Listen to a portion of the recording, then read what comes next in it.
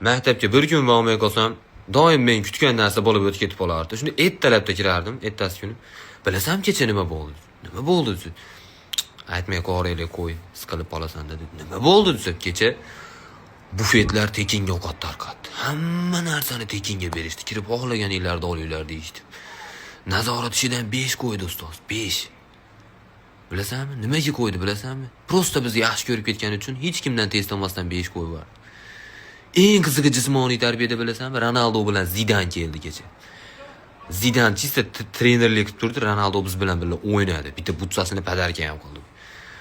Tadbir bo'ldi undan keyin. Ishonmaysan, tadbir bo'ldi. Tadbirda 50 Cent bilan Timati chiqdi. Hayron qolasiz. Oxirida Jackie Chan chiqib seni so'radi.